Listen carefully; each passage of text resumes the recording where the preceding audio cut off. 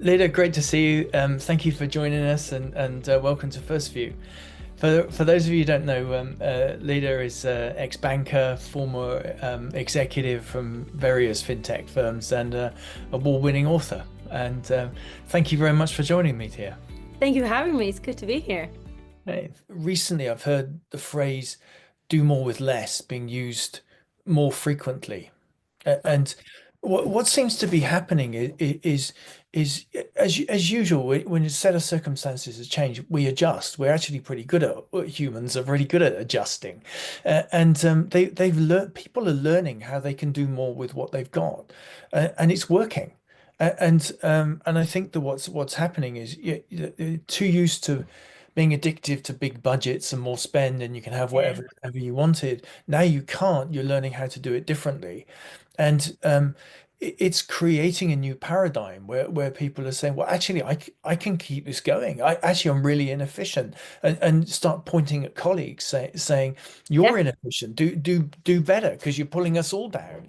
And you know, with trends like that in the background, you could see how that it's perfectly possible to reduce more cost and increase the efficiency and capability of technology kind of solutions that you're delivering to the business. I think you're right. The caveat is that very often and I've seen this in quite a lot of large organizations, the mandate to do less with more comes from the top. And it is not rolled out like a program should, but more rolled out like a bulldozer would.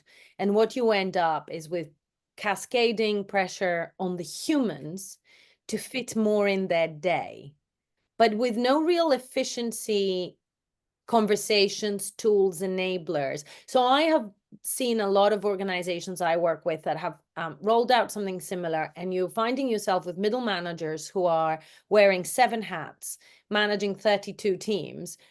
The numbers are completely made up, but all they're doing is working slightly longer hours, doing a slightly poorer job.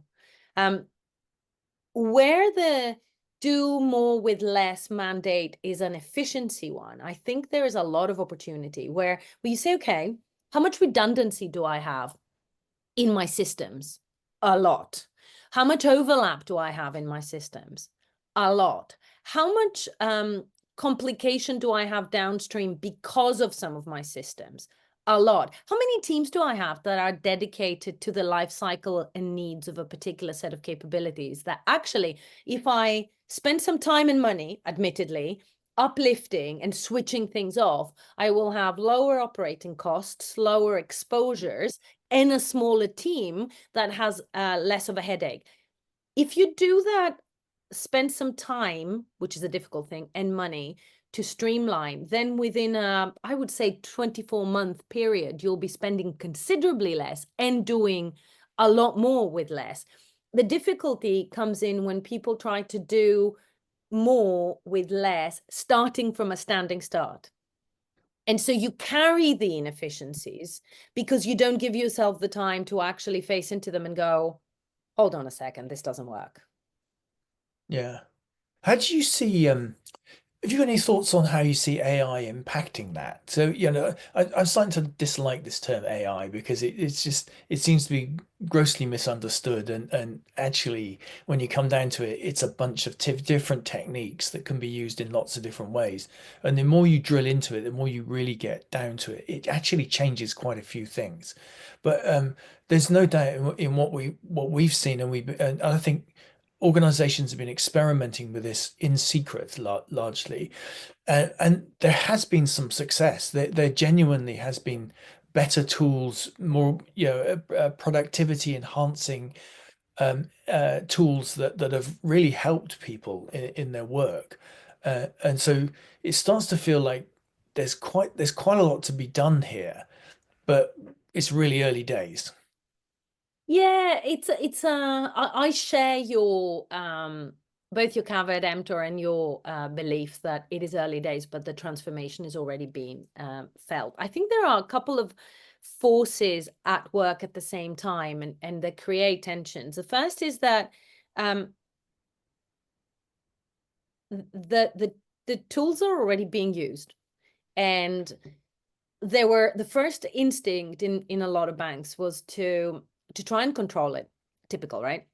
Yeah. So you would have AI teams trying to create solutions, but then you locked it down elsewhere in the bank. And that has largely not worked. And I would argue that that's actually short-sighted, because this is going to be the paradigm for the next 10, 20, 30 years. You need your teams to build the skill sets to know how to navigate an AI-powered world. And I don't just mean your engineers, I mean everyone. A friend's children school in Belgium were doing quite a lot of their homework is around how to learn how to prompt AI and how to use it as a tool and how to verify information. Completely different mindset, rather than assuming that it will lead to plagiarism, actually facing into the fact that this is part of the world. So I think trying to lock it out is not even short-sighted, because you need the skill set. I also really love that quite a lot of the banks have gone for really boring use cases, because I think boring is a really good place to start. And also that it will deal with the anxiety of dealing with the unknown. So you're not going to throw it into client-facing stuff or regulatory stuff. You're going to use it for, sanity checking your code commits for types of errors and things like that. I think there are two problems at the moment. And they both come back to problems, not technology. The first one, which I'm hearing from a lot of friends who have worked in the AI space for a while, is that we are treating this thing as if it's fully formed and finished and new, and it's neither. It's neither new nor fully formed and finished. But a lot of friends who are in this space are saying that part of the challenge they have when dealing with banks is that they spend a lot of their energy in getting the AI pilot going, and they're done. They have no political capital, time, and energy left for when it starts hallucinating, and you need to go back and work out why. You need to clean up your data, find the reason for the hallucination and fix it in your data set, as well as, like, you can't magic the algorithm, right?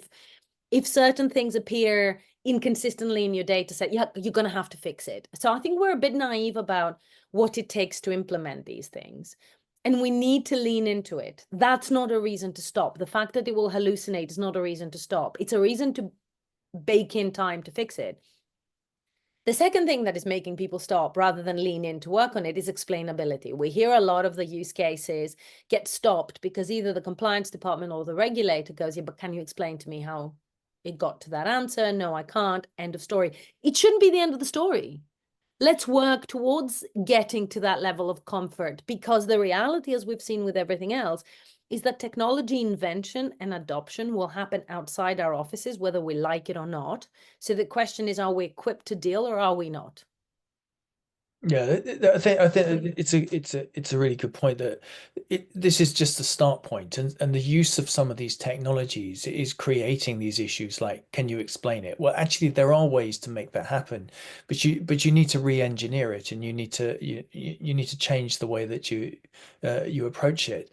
And I think what you said about data is is a huge thing that all organizations, I don't think it's just a banking problem, but the way we've always viewed data and used data in systems, it was built for a different time.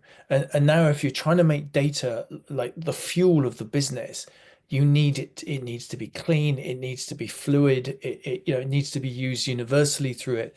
So there's a lot of work still to do in terms of just getting the core infrastructure to allow data to flow around the business. 100%. And that's before we even, I can't agree enough with what you just said, right? And one of the things I find funny or depressing, depending on what mood I'm in when it happens, is that even organizations that are on this journey and they know that they have to do what you just described are still not fully wrapping their head around what it means. So I was speaking to a very large organization not so long ago, and we were talking exactly about that. And I asked how they're managing the data shelf life, because there are obviously some regulatory constraints as to how long you should keep data for, but also there is a shelf life to the usefulness of the data. So there's the regulatory component, but also it's not good forever. And you could see the face of this person going, I can see another 5-year project opening now, because I don't know the answer to that. Yeah. Yeah, just the way we use, store and manage data, it's we're still, there's still a lot to learn. And one of the things I think we're starting to pick up from early use of of some of the AI techniques is data pipelining. That what you put into those AIs to do the automation is it's got to be clean, it's got to be right. You've got to set it up correctly, which actually is a different way of working. You have to think differently about the way you're approaching tasks, because if it's a lot of it's about data preparation before you even allow the automation to begin, that's not how we do things today. So there's quite a lot of process and business re-engineering that needs to go into it, all off the back of you've got to re-engineer the technology to allow the data to flow. Then you've got to re-engineer the data processes to manage that and allow these techniques to work. I mean, there's a long way to go. And going back to the beginning of our conversation, 10 years maybe isn't a long time in banking. Perhaps we shouldn't be expecting this to all of a sudden, like, it's not a magic wand. It's not, we're not going to suddenly be, all empowered with great AIs that do everything for us in the banking world.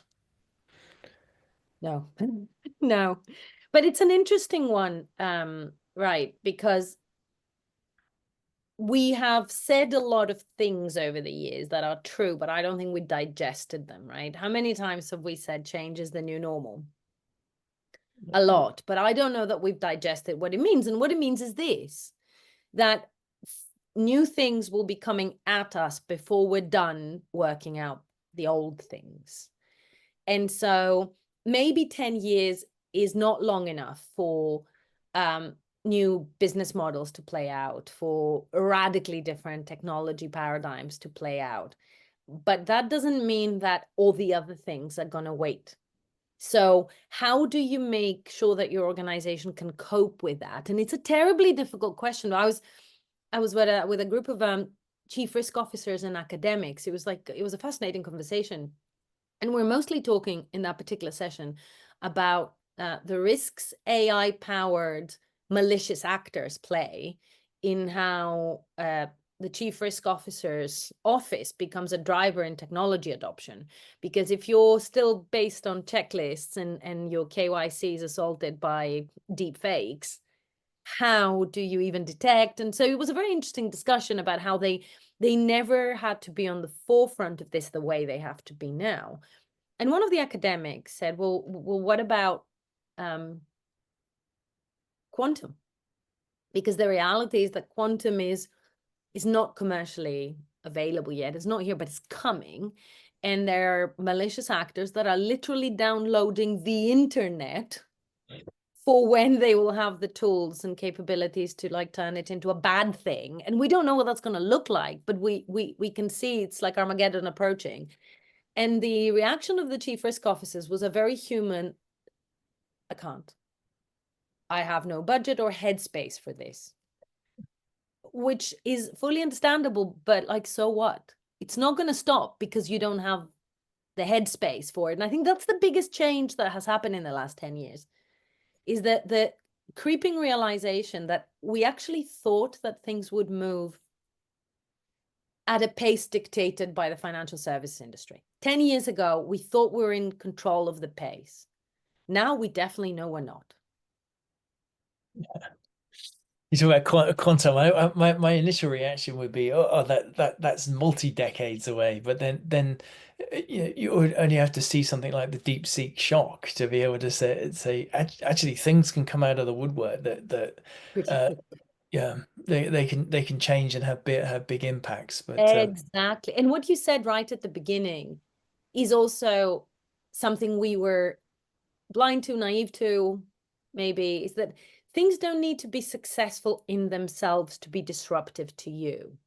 If I think back to the beginning of my own journey, we equated those two. Like, we looked for, say, the business ideas or the technology adaptations that were going to be successful in themselves, and through that success have an impact on our business. But what we've seen over the last 20 years is that those two have not been aligned. You can have hugely disruptive ideas that actually don't yield economic benefit. The business fails, but it still has an impact. And so the DeepSeek example is a really good one. Whether it's true or not that it actually managed to get to the level it's at such a considerably lower cost and time, we might never know because of the disclosure obligations of Chinese companies. But has it put the cat amongst the pigeons? It has put the cat amongst the pigeons, right? Yeah. I think we'll see more of that as this unfolds. I mean, the idea that we're not going to get more efficient and better at this, and new techniques are going to, I think that's, we'd have been mad if you thought it was all going to be the same. This stuff just gets better, and we'll make some false turns as well. I'm sure that the technology will take us down some false paths, but there's a lot here that I think can genuinely change what it is we're looking at. 100%. 100%. Laila, thank you so much. It's always great talking to you. It felt like we could have picked any one of those topics and spoken for an hour on it. But thank you so much for joining me here on First View, and hopefully you'll be able to come back again soon. Thank you for having me. It was fun.